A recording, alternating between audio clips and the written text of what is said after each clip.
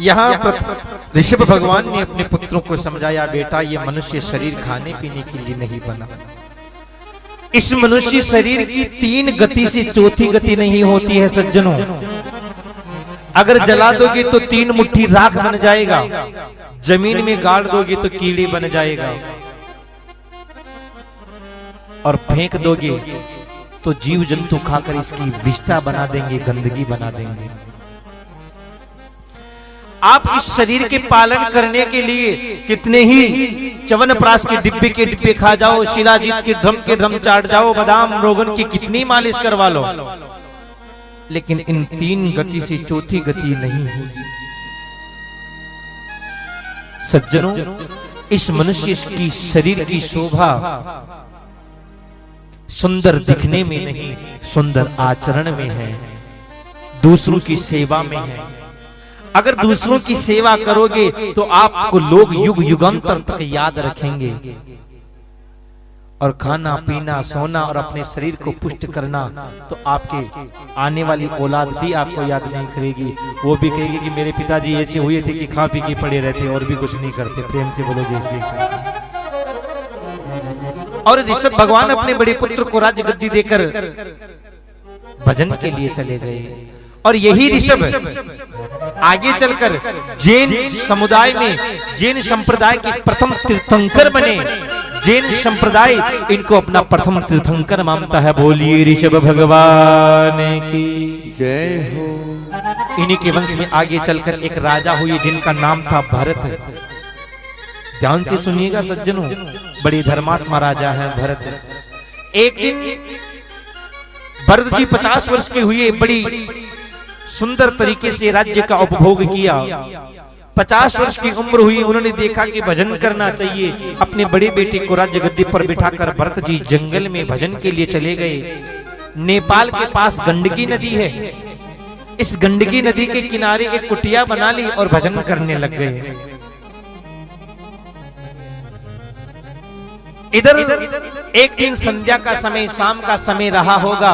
भरत जी महाराज कुटिया के बाहर बैठकर भजन कर रहे थे, माला जप रहे थे।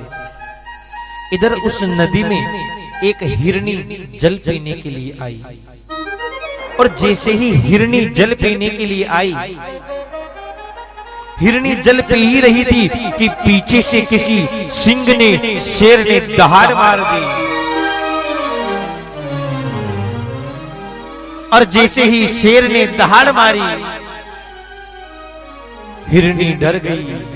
हिरनी ने आओ देखा न ताओ, नदी में छलांग लगा दी।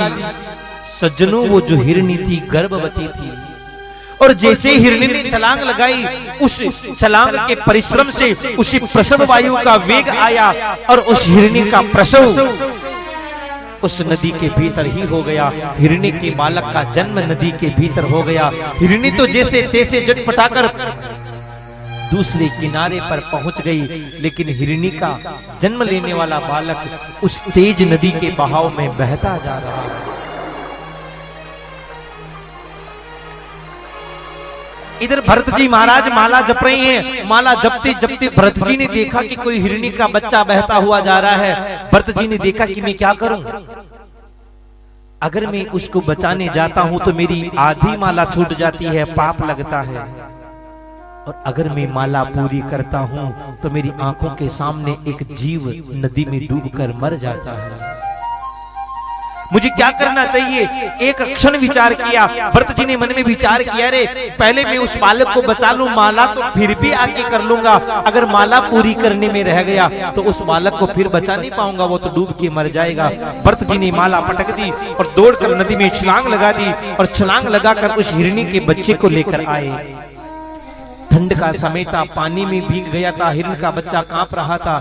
भरत जी ने अपने आश्रम में लाकर उसे कंबल ओढ़ाया, लकड़ियां जलाकर थोड़ी तपन प्रदान की। थोड़ी देर में हिरण का बच्चा जब स्वस्थ हुआ, भरत जी ने देखा कि इसकी मां के पास छोड़ दूं। जैसे ही भरत जी महाराज बाहर निकल कर देखा, वो हिरनी प्रसव की पीड़ा से इतनी दुखी हुई कि उसका प्राणांत हो गया। हिरनी मर गई। भरत जी ने देखा कि अब मैं क्या करूं, अगर इस हिरण के बच्चे को मैं छोड़ देता हूं तो कोई दूसरे हिंसक जीव इसे मार देंगे, खा जाएंगे, फिर मेरे बचाने का क्या प्रयोजन रहेगा।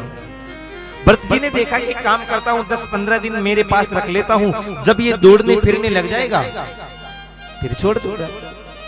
और भरत जी महाराज इस हिरण के बच्चे को अपने पास अपने बेटे की तरह पालते हैं, अपनी गोदी में बिठाते हैं, एक हाथ उसके सिर पर घुमाते हैं, एक हाथ उसके शरीर पर घुमाते हैं। पहले भरत जी महाराज जो 100 माला जपते थे सज्जनों, भरत जी महाराज की 75 माला रह गई, 25 मालाएं कम पड़ गई। वो हिरण को बच्चे को खिलाने में, लाड प्यार करने में बीत जाता। इधर हिरण का बच्चा धीरे धीरे बड़े होने लगा। जब भरत जी महाराज माला जोली लेकर जैसे ही माला जपने बैठते, जैसे ही माला जपने बैठे ही भरत जी, हिरण का बच्चा पीछे से आता और अपनी जीभ से भरत जी महाराज की पीठ को जब चाटता, भरत जी महाराज माला वाला भूल जाते, उस हिरण के बच्चे को उठाकर गोदी में ले लेते। मन में विचार करते, ओहो मेरे सिवाय इसका है कौन, इसकी माँ भी मैं हूं तो पिता भी मैं हूं, अगर मैं ना हूं तो ये किसके सहारे रहे। और धीरे धीरे भरत जी महाराज की 25 मालाएं और कम हो गई। 75 में से 25 मालाएं कम हो गई तो कितनी रह गई। अब हिरण का बच्चा धीरे धीरे बड़ा होने लगा। ध्यान से सुनिएगा, जैसे ही हिरण का बच्चा बड़ा होने लगा महाराज, अब हिरण के बच्चे को हरी हरी घास चाहिए।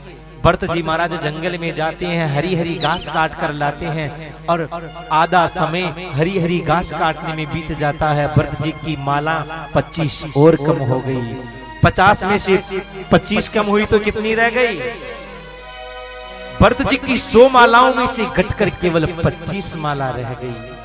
भरत जी का मोह उस हिरण के बच्चे में इतना हो गया। सज्जनों, प्रेम सबसे करो लेकिन मोह किसी से मत करो। भरत जी महाराज एक दिन हिरण के बच्चे को आश्रम में छोड़कर उसके लिए हरी हरी घास लेने गए। इधर से कोई हिरणों का झुंड आया। हिरण के बच्चे ने देखा, रे मेरी बिरादरी के लोग तो ये हैं, मैं इतने दिन किनके साथ था। और हिरण का बच्चा दीवार फांद कर उन हिरणों के झुंडों के साथ चला गया। भरत जी आकर देखा तो हिरण का बच्चा नहीं है आश्रम में। भरत जी बड़े दुखी हुए, हा हिरण करते हुए जंगल में दौड़ते हैं। भूख प्यास का पता नहीं रहा, शरीर की वृत्तियों का ही ध्यान नहीं रहा। और एक क्षण ऐसा आया कि भरत जी महाराज का प्राणांत हो गया। सज्जनों, शास्त्र कहते हैं अंतिमति सा गति, मरते समय जिसको ज्यादा याद करोगे ने, अगले जन्म में वही बनना पड़ेगा। प्रेम से बोलो जय श्री कृष्ण। जोर से बोलो ना, जय श्री कृष्ण। अगर मरते समय बेटे पोते को याद करोगे, बेटे को ज्यादा याद करोगे ने, अगर मरते समय बेटे को ज्यादा याद करोगे तो पोता बन के आना पड़ेगा। और मरते समय पोते को ज्यादा याद किया तो परपोता बन के आना पड़ेगा। प्रेम से बोलो जय श्री कृष्ण। इसलिए शायद आपको पता, जब आदमी मरनासन हो जाता है ना, मरने वाला हो जाता, तब उसको गीता सुनाई जाती है ताकि इसको गीता का ज्ञान हो जाए। लेकिन गीता सुनाई जाती कब, जब उसको कानों से सुनाई नहीं देता है, आंखों से दिखाई नहीं देता और मुंह से बोल नहीं सकता, तब गीता सुनाती। अरे भैया, जब गीता सुन सकता है तब सुनाओ ना। इस समय अभी आराम से गीता पढ़ भी सकते, सुन भी सकते। इस समय तो कोई गीता के हाथ नहीं लगाएंगे। हमको कोई मरना थोड़ी जो गीता पढ़े, और जब मर रहे हैं तब गीता सुनाएंगे कि इनको ज्ञान हो जाए। प्रेम से बोलो जय श्री कृष्ण। यहाँ भरत जी महाराज हिरण को याद करते करते मरे, इसलिए अगले जन्म में उनको हिरण बनना पड़ा। हिरण बन गए, लेकिन पिछले जन्म की याद थी कि मैं हिरण के बच्चे में मोह किया, इसलिए मुझे हिरण बनना पड़ा। अब भरत जी महाराज 3 पैर पर खड़े रहते, हिरण के रूप में सूखी घास खा लेते, भजन करते रहते। आपको पता, हिरण हरी हरी घास के पीछे दौड़ता, लेकिन ये हिरण भरत जी दो थे, सूखी घास खा के भजन करते रहते। एक दिन बांसों के रगड़न से आग लग गई, भरत जी महाराज का प्राणांत हो गया। अगला जन्म मिला मनुष्य शरीर का, मनुष्य बने, ब्राह्मण के रूप घर जन्म हुआ।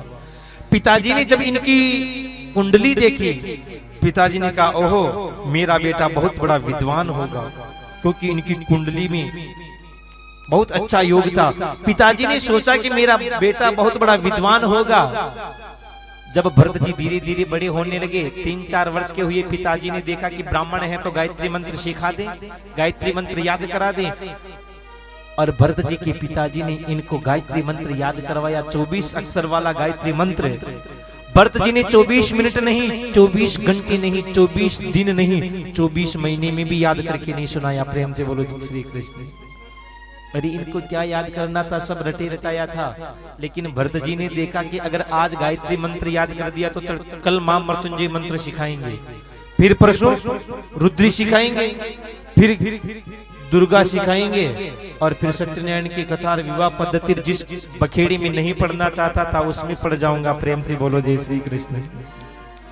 भरत जी ने अपनी वृत्तियां पागलों जैसी कर ली, और पिताजी ने देखा रे मेरी ज्योतिष फेल मार रही है, मेरी ज्योतिष तो कहती है कि ये बहुत बड़ा विद्वान होगा, लेकिन ये तो बहुत बड़ा जड़ मूर्ख हो रहा है। उसी दिन से उनका नाम पड़ गया जड़ भरत। बोलिए जड़ भरत जी महाराज की जय। इधर धीरे धीरे समय बीता, माता पिता चले गए। भरत जी के भाइयों ने देखा रे माता पिता चले गए, ये माटी का मतोना हमारे सर पे छोड़ गए। काम का न धाम का, काम का न काजगार दुश्मन अनाज का। 5 टिक्कर सुबह 5 टिक्कर शाम को खाता, कुछ काम धाम करता नहीं पड़ा रहता है। भरत जी के भाइयों ने देखा रे चलो ये पंडिताई का काम नहीं कर सकता, लेकिन हष्ट पुष्ट मोटा तगड़ा शरीर है, खेती का काम तो करेगा न।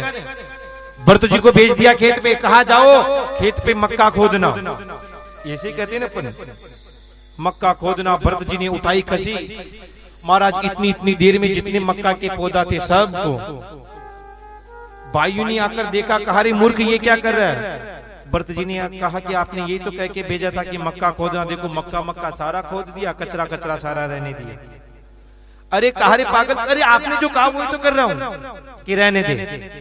अब महाराज धीरे धीरे समय बीता, धीरे धीरे मक्का के पौधा बड़ी हुई तो उनके मक्का लगने लगे। आपको पता है मक्का जब लगती तो उनको तोते कौवे खाते ही है ना, तो फिर महाराज आपको पता रखवाली जाना ही पड़ता है, जाते हैं ना। मैं भी छोटा था तब जाता था। प्रेम से बोलो जय श्री कृष्ण।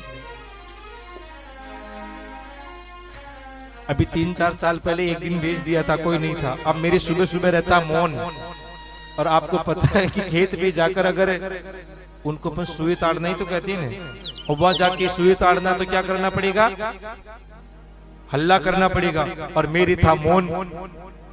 अब घर वालों ने तो भेज दिया, एक जगह जाके खड़ा हो गया। अब मौन है तो बताओ हल्ला कैसे करूं। पूरे दिन देखता ही रहा। मम्मी आई, कहा कि इतना नुकसान करवा दिया। मैंने कहा मेरे शाम को जब फिर दिन में नहा धो के पूजा पाठ करके मौन खुला तो कहा कि मैं तो मौन था, क्यों भेजा। उस दिन से घर वालों ने भेजना ही बंद कर दिया, किसी काम का नहीं है।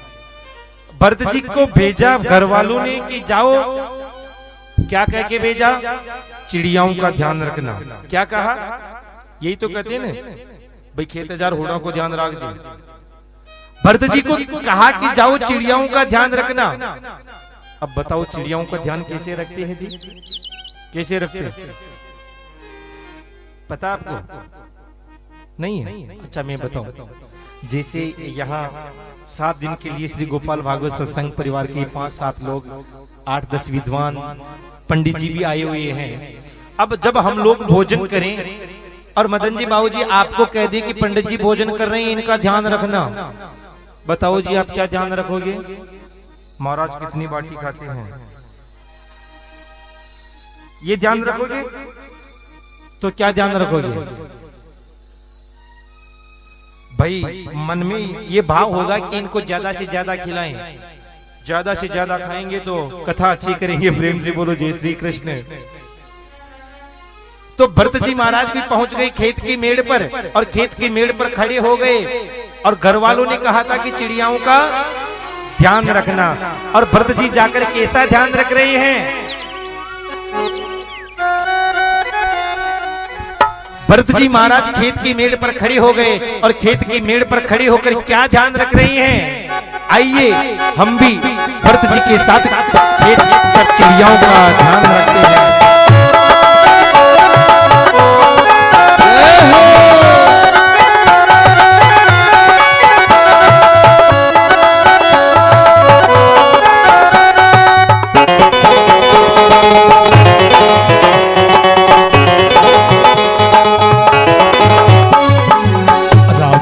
चिड़िया राम जी का खेत, राम जी की चिड़िया राम जी का खेत। खाओ मारी चिड़िया भर भर पेट, वो खाओ मारी चिड़िया भर भर पेट। राम जी की चिड़िया राम जी का खेत, ओ राम जी की चिड़िया राम जी का खेत। खाओ मारी चिड़िया भर भर पेट, वो खाओ मारी चिड़िया भर भर पेट।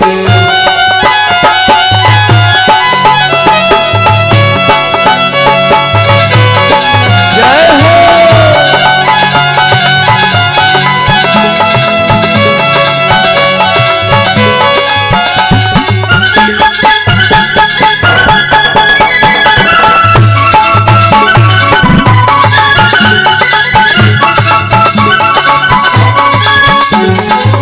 खाओ मेरी चिड़िया भर भर पेट, खाओ मेरी चिड़िया भर भर पेट। खाओ मेरी चिड़िया भर भर पेट, खाओ मेरी चिड़िया भर भर पेट। खाओ मेरी चिड़िया भर भर पेट, खाओ मेरी चिड़िया भर भर पेट। राम जी की चिड़िया राम जी का खेत, राम जी की चिड़िया राम जी का खेत। खाओ मेरी चिड़िया भर भर पेट, खाओ मेरी चिड़िया भर भर पेट।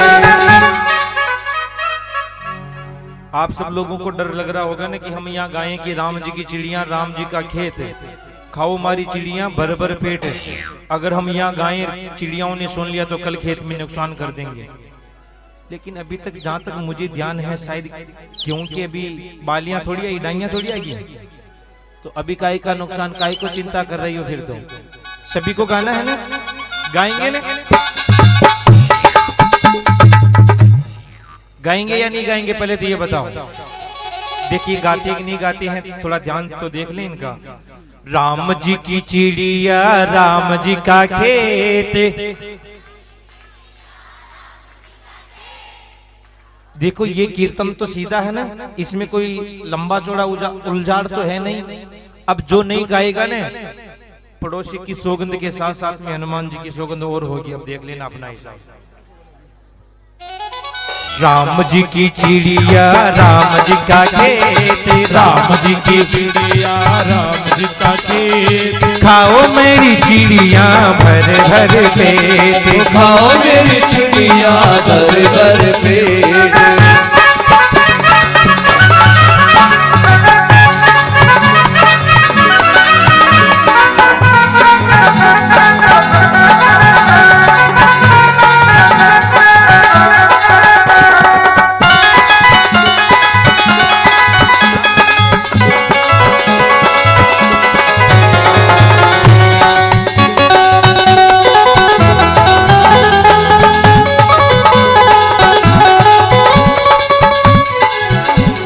राम जी ही देने वाले राम जी है सेठ, राम जी ही देने वाले राम जी है सेठ। राम जी ही देने वाले राम जी है सेठ, राम जी ही देने वाले राम जी है सेठ। खाओ मेरी चिड़िया भर भर पेट, खाओ मेरी चिड़िया भर भर पेट। राम जी की चिड़िया राम जी का खेत, राम जी की चिड़िया राम जी का खेत। खाओ मेरी चिड़िया भर भर पेट, खाओ मेरी चिड़िया भर भर पेट। खाओ मेरी चिड़िया भर भर पेट, खाओ मेरी चिड़िया भर भर पेट। खाओ मेरी चिड़िया भर भर पेट, खाओ मेरी चिड़िया भर भर पेट। खाओ मेरी चिड़िया भर भर पेट, खाओ मेरी चिड़िया भर भर पेट। राम जी की चिड़िया राम जी का खेत,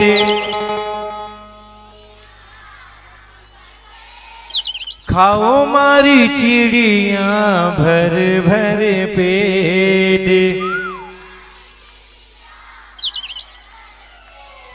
भरत जी महाराज खेत की मेड़ पर खड़े हो गए, आवाज लगाते, हाँ चिड़ियाओं यहाँ आओ, तुम भी राम जी की हो और ये खेत भी, और यहाँ पेट भर के खाओ। भरत जी के भाइयों ने आकर देखा, कहा रे मूर्ख, तुझे ध्यान रखने के लिए भेजा और तो ऊपर से नुकसान करवा रहा है। भरत जी के भाइयों ने धक्के दे के निकाल दिया। भरत जी चले गए। आगे जब जाने लगे तो कहते हैं कि एक चोरों का सरदार ने जगदम्बा की मन्नत रखी थी कि मां मेरी अगर पुत्र हुआ तो मैं नर बलि चढ़ाऊंगा।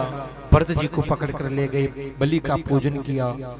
भरत जी हाथ जोड़कर खड़े हैं, चोरों का सरदार हाथ में तलवार लेकर खड़ा है बलि देने के लिए। और जैसे ही चोरों का सरदार तलवार उठाकर भरत जी को मारने के लिए उद्यत हुआ, माता जगदम्बा ने मन में विचार किया, रे मैंने कब नर बलि मांगी है। ये जीव अपनी जीभ के स्वाद के खातिर, अपना पेट भरने के खातिर दूसरी जीवों को मार देते हैं। मां जगदम्बा ने मन में विचार किया कि अगर आज मैं समय पर नहीं गई ने तो भगवान का बहुत बड़ा भक्त चला जाएगा और मुझे पाप लगेगा। जैसे ही चोरों का सरदार तलवार लेकर झपट्टा मार कर जाने लगा, महाराज इधर तड़तड़ करके मूर्ति फट गई और उसमें से जगदम्बा प्रकट हो गई। बोलिए जगदम्बे मात की जय हो। और मां जगदम्बा प्रकट होकर चोरों के सरदार के हाथ से तलवार को छीन लिया, उसकी सर को ही धड़ से अलग कर दिया। भरत जी से कहा, बेटा जाओ। भरत जी आगे गए और भरत जी ने आगे जब जा रहे थे तो महाराज एक सिंधु सुवीर देश का राजा रहोगण पालकी में चढ़ के जा रहा था। एक का हार बीमार हो गया, भरत जी को जोत दिया। भरत जी महाराज ने पालकी में जूते जूते इस रहुगण को भवाटवी का वर्णन किया कि भव यानी